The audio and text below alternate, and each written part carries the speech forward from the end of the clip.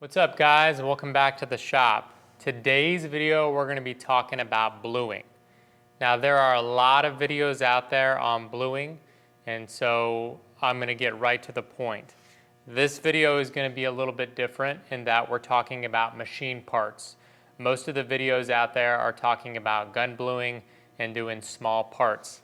As you can see on this table, we have a wide variety of parts.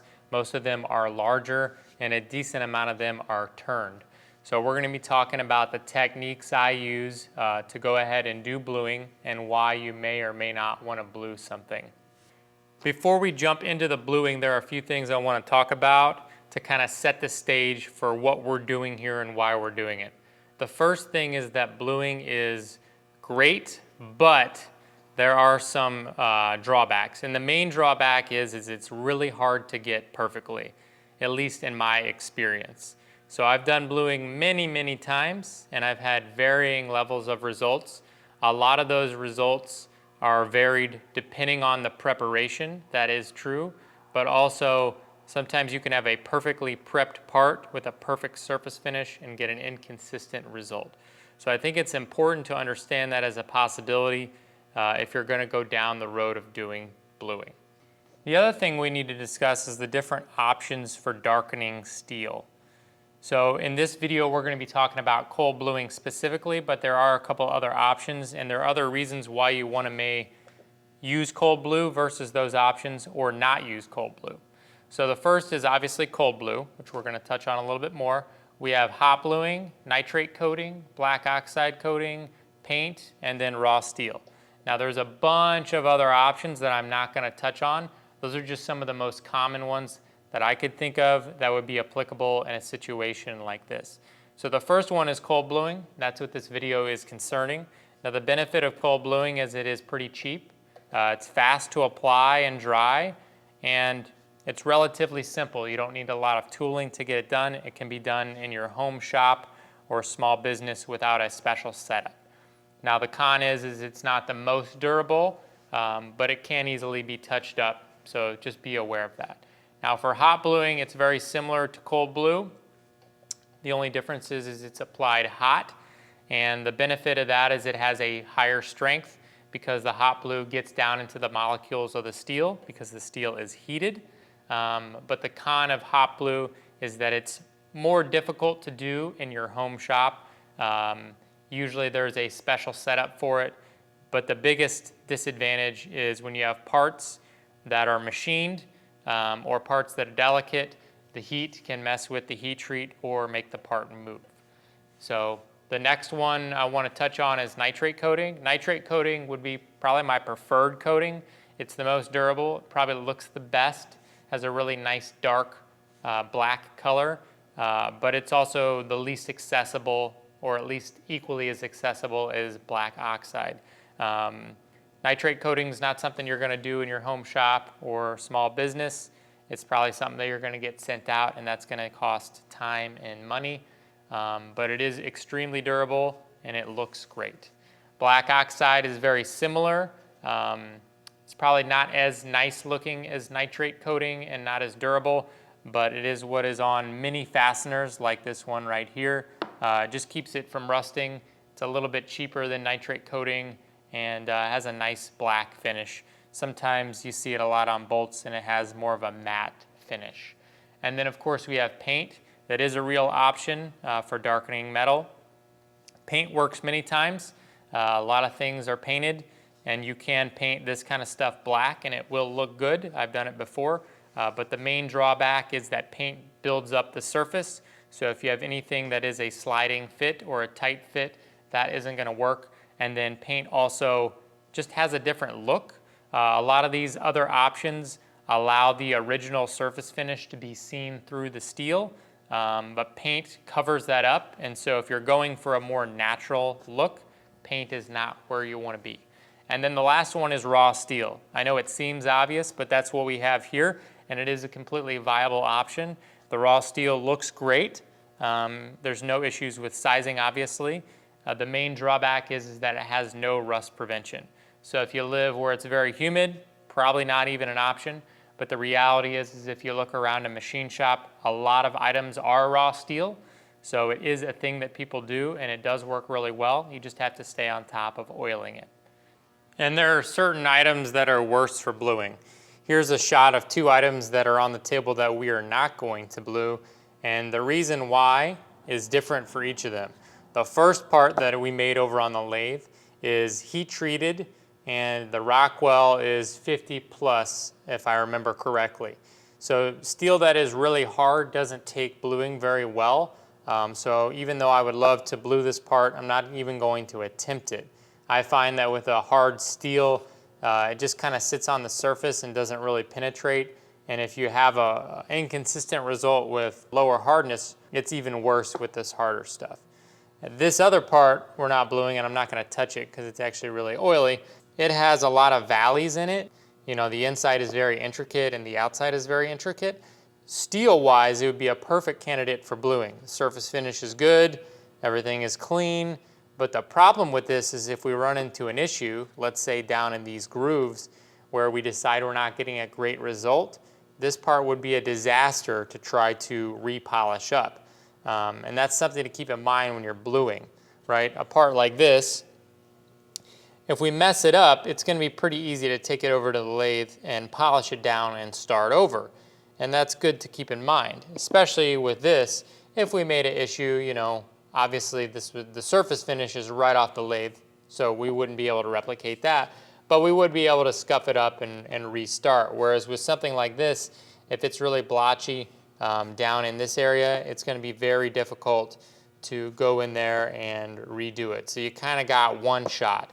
Now, if I was sending this out, I'd feel more comfortable getting this blued, and it would work well. But if I'm doing it myself and I'm going to get an inconsistent result, it'd be better if I didn't do anything than did it and it was real blotchy, and it would be next to impossible to go in there and clean. And here's just another example of some parts that would be a bad candidate for bluing.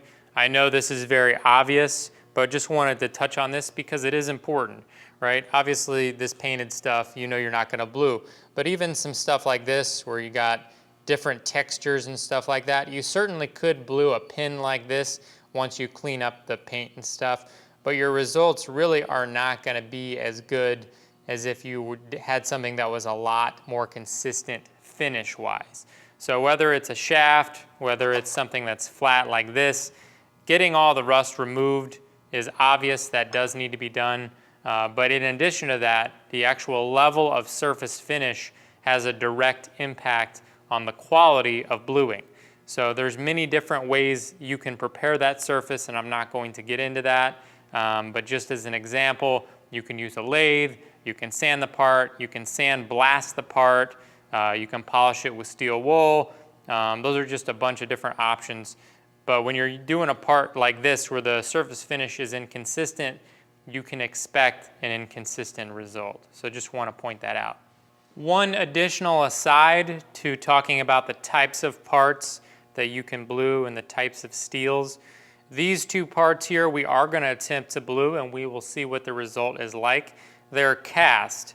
Now most of what I blue is not cast. It's cold rolled or hot rolled steel that's been finished, and these are cast. Now you can blue cast, but it does react differently because the structure of cast iron is a lot different. So we are going to blue these parts, and this will fall more under the experimentation. Obviously, I would love for them to turn out perfectly, but if they do not work well, we'll just polish them down and leave them raw. But I wanted to point that out because cast is something that can be blued, but cast has a lot of inconsistencies among many castings, and so keep that in mind as we blue these parts. Next thing we're going to discuss is procedure when it comes to bluing. So the first most obvious rule, which is the golden rule here, is clean, clean, clean.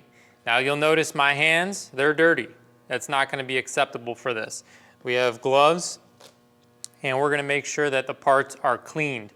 Now I already cleaned all the parts with acetone before I place them on the bench, but I'm going to re-clean each one of them before I go ahead and do the bluing, and that is a huge deal when it comes to bluing. Any oils that are from your hands are going to place themselves on the part, and it's going to interfere with the bluing process because it is a chemical reaction. So we want to make sure everything is perfectly cleaned, and you're going to want to wear gloves. That's very important.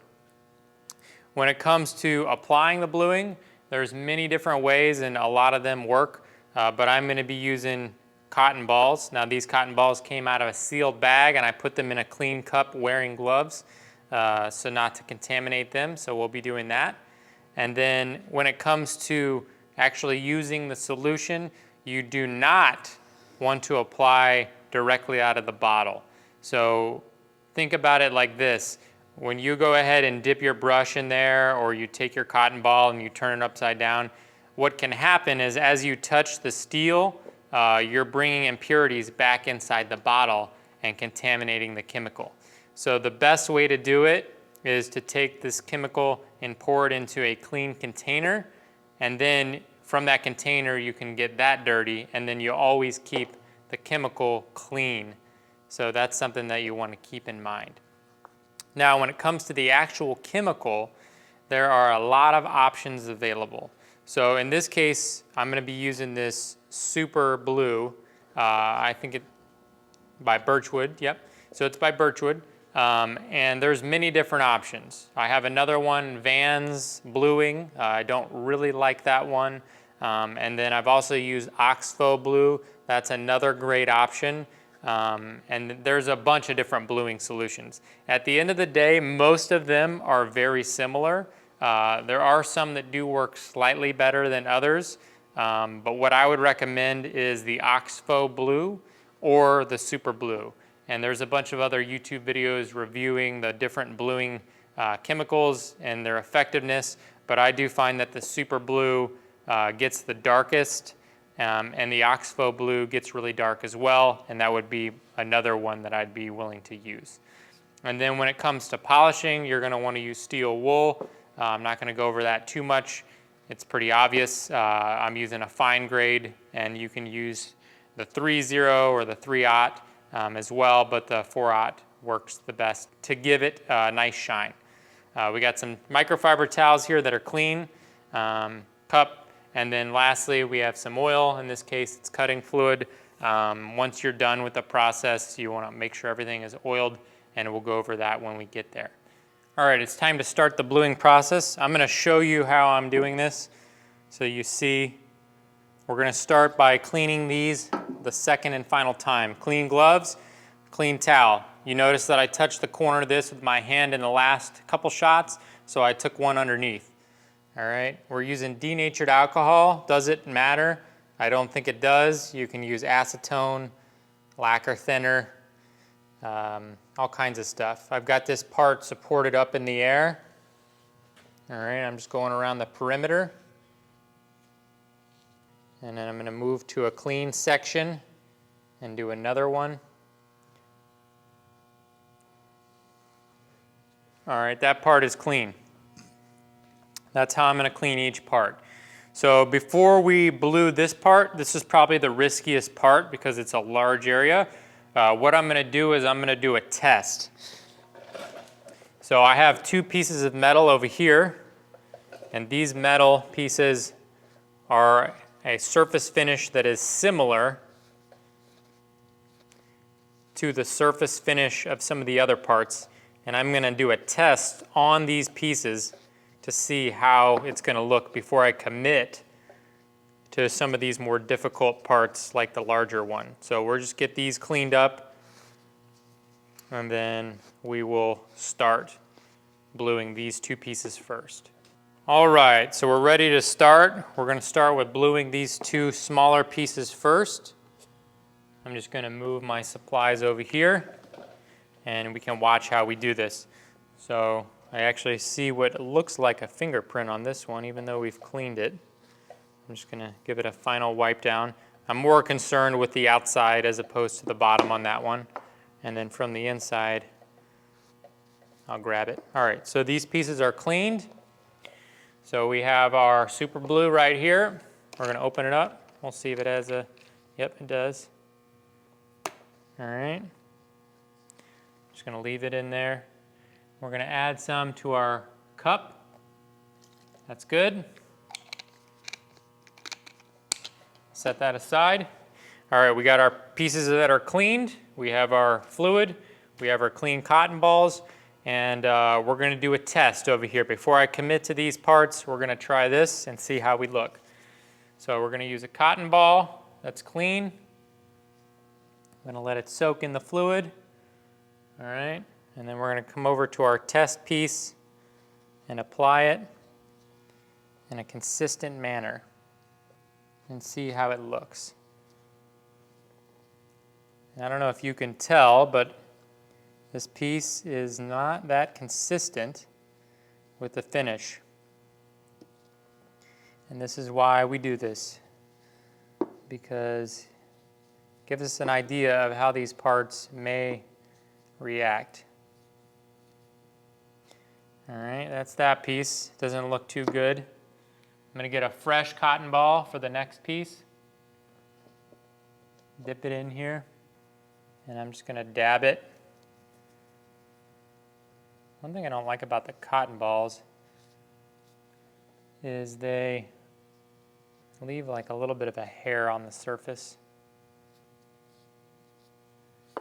All right.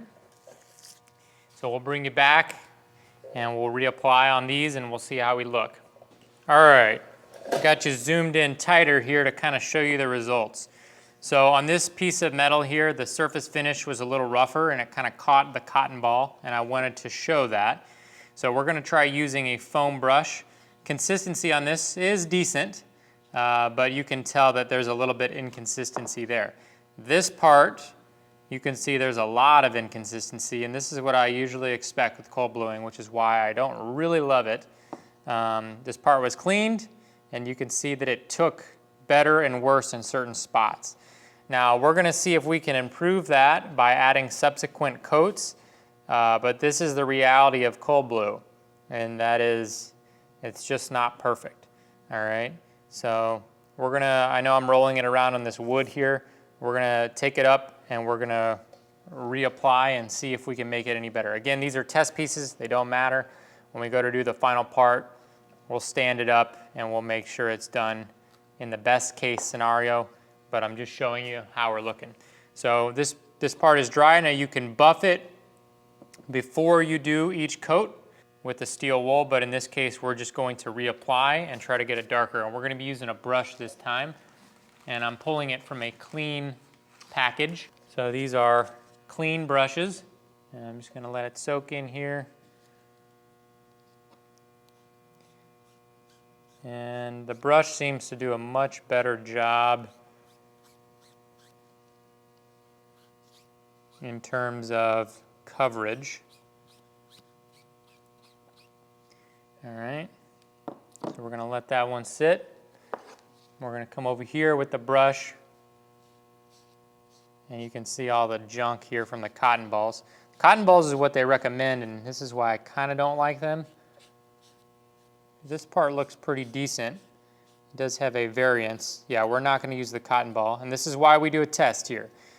It's a good idea when something is important, you do a test, and you learn your mistakes on the test. All right, so that one's looking pretty good, but it's got the cotton stuff on it. So we'll bring you back when this is dry. All right, guys, this is what we can expect from our test pieces here. And I didn't do any polishing. I'm showing you in real time how it turned out. So this was 2 applications, and as you can see, the finish wasn't too great. And I'm showing you this because this is reality, right? I'm not trying to put on a show here. I'm trying to show you the real life situation of what can happen when you do this, all right? So it looks pretty good, probably from a distance, but up close, not that great. All right, now I know for a fact when we buff this, and we will right now, that this will become more uniform. So see how that's a lot more uniform, and it's probably going to be passable. Not quite as dark as I would like it, and subsequent coats will help with that a little bit, but it does kind of show us what we can expect. So a couple things we learned from doing these test pieces. The first is that on a rougher surface finish like this, the cotton balls were a bad choice. On the smoother surface finish, there was no issue, but on the rougher one, it kind of caught and left a lot of cotton. And the other thing is using the brush was able to get consistent coverage quicker, probably just because the way the brush is shaped. So for these parts, we're gonna move on and we're gonna do this using the brush. And the issue we had with this, with the surface finish catching, the cotton won't be an issue with these parts. So we're gonna move on to actually bluing these parts and see where we land. All right, guys, this is gonna be the first actual part that we're bluing now that our tests are out of the way. We did switch over to a new container here, so there was no contamination with the foam pieces. So I'm adding some new bluing fluid, and I have a new brush, new gloves, and we just cleaned this off. So we should be set up for as much success as possible. I'm gonna soak the brush in there. We're gonna hit the top first and then go around the perimeter. Long strokes. All right, then we'll come around the perimeter.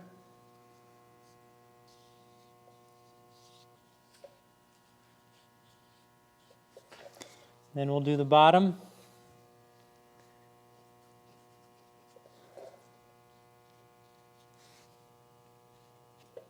Now the bottom on this part isn't going to be seen, but you can see already there's spots in there that haven't gotten caught. You can see in the front there's a spot I keep touching and it won't turn black. And this is why bluing is not really something I love to do, because you just can't get an amazing result. All right, I'm going to just apply more to the top. And we're going to let that sit and dry, and then we'll come right back.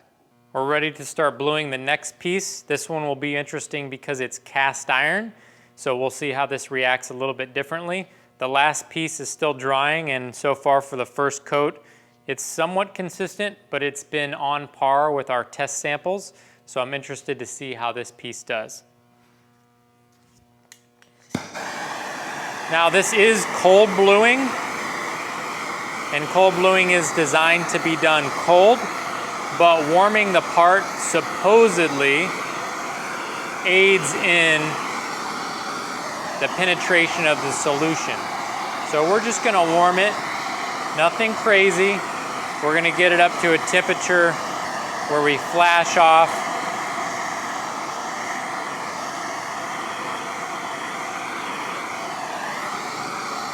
Just looking for consistency.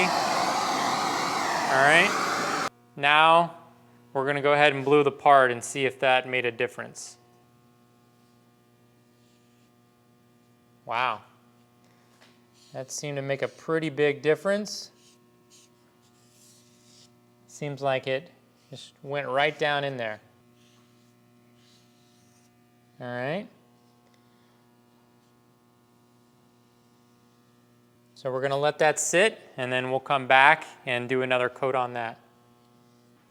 All right, the next part we're gonna be cold bluing is this 4140 pre-hardened shaft. The hardness is around 30 Rockwell C. We're gonna preheat the part like we did on the last one. The material here should be a lot more similar to the first part we did because it is steel instead of cast, and we'll see how well it takes it.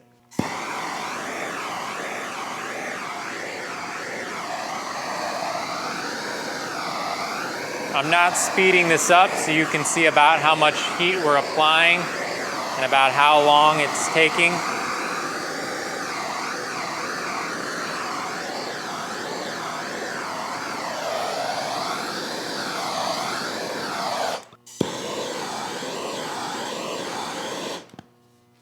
All right, we're gonna go ahead and give this a shot.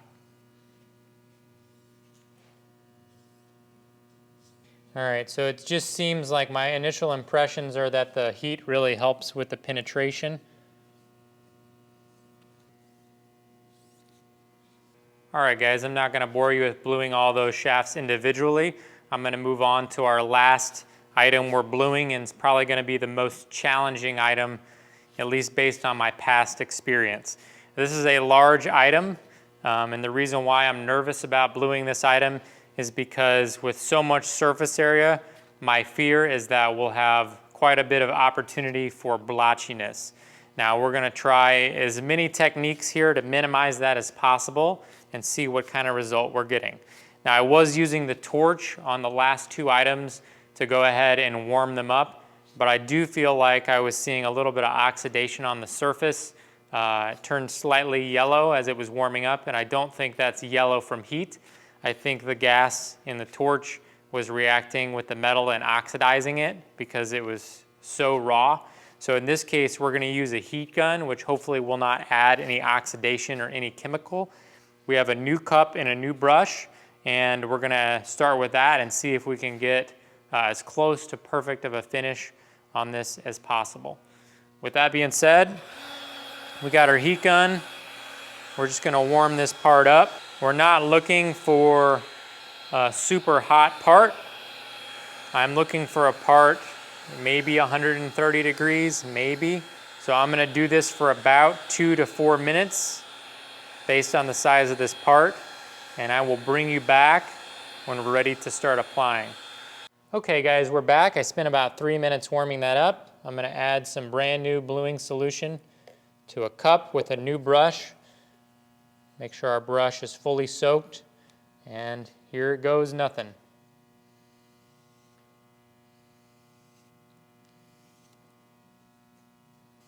Can already see inconsistency, but I'm going to give it some time. Go around the perimeter. All right. And I'm actually going to use the heat gun on the part. See if we can accelerate the drying process. All right, so I am seeing some striping here.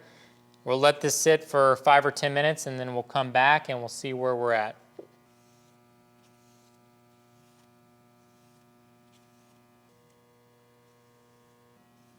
Okay guys, our second coat is on, and as you can see, it looks really nice, but there's a lot of lines in there.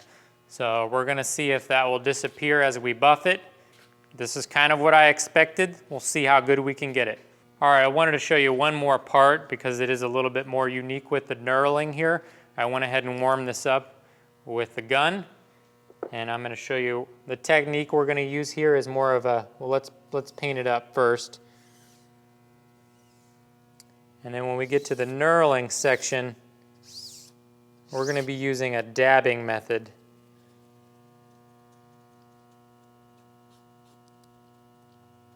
To get inside the knurl.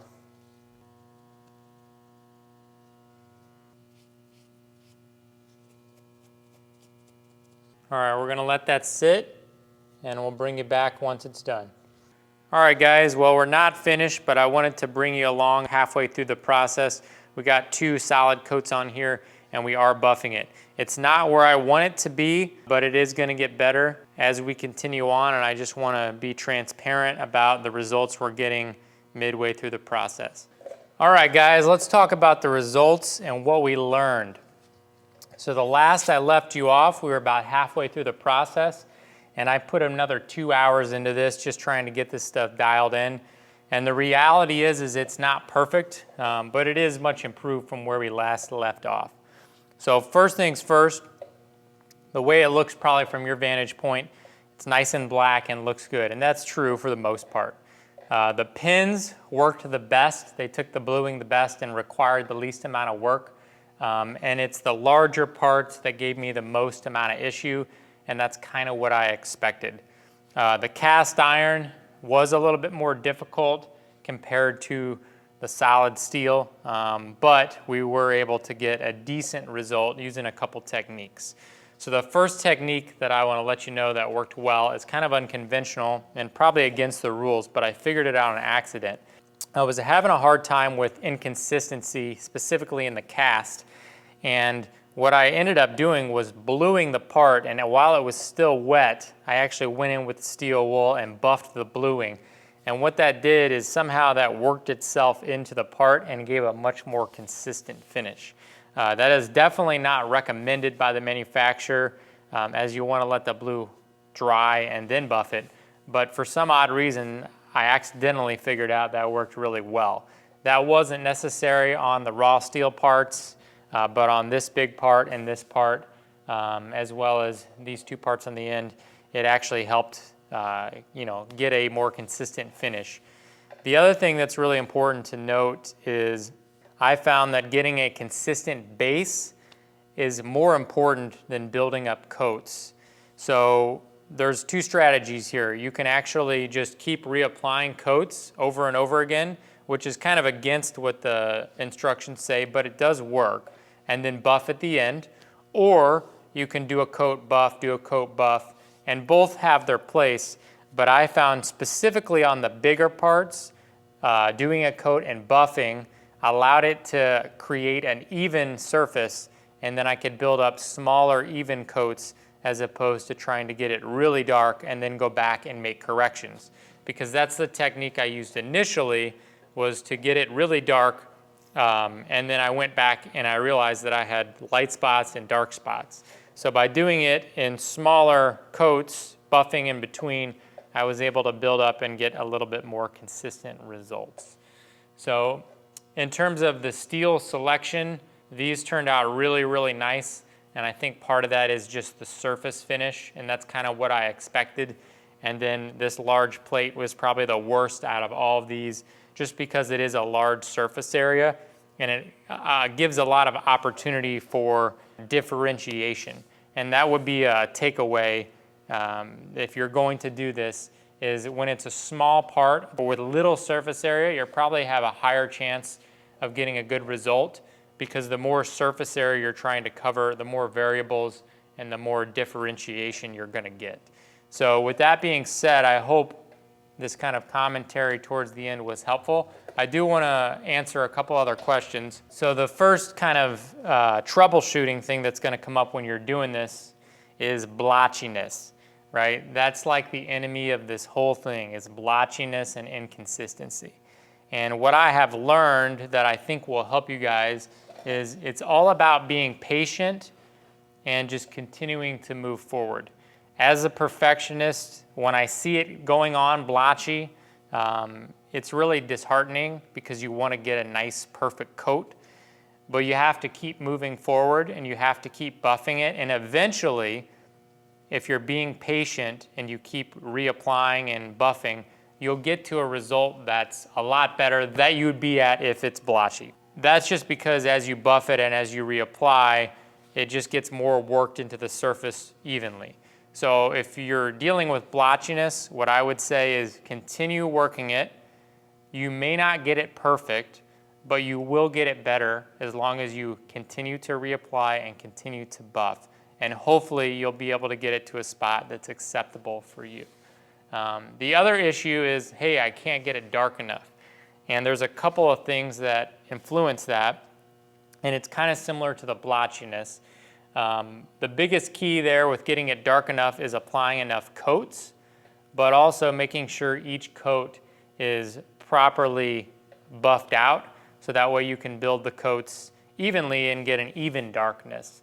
The other thing that really helps the darkness is the oil in the last step. I kept reapplying coats over and over again to keep getting it darker and darker, because I wanted it darker, and I just could not get it as dark as I wanted. It stopped accepting blue at a certain point, and so I just had to let it be. And then when I added the oil, and I knew this would happen, obviously, it got a little bit darker. So overall, the darkness is good, but it isn't as dark as something like this, which is black oxide coating, right? And so I think that's another thing to take away, is really just adjust your expectation when you're doing this. This goes back to the beginning of the video when I said that my bias was that it's probably going to be somewhat inconsistent, and that's exactly what happened. It's certainly good enough with enough time put in, but if you're a perfectionist, like I am, you might be disappointed depending on the complexity of the part and the surface finish. So just be aware of that before you even start doing this. So overall, I hope this video was helpful. It's kind of a tricky video to do because there's a lot of moving parts.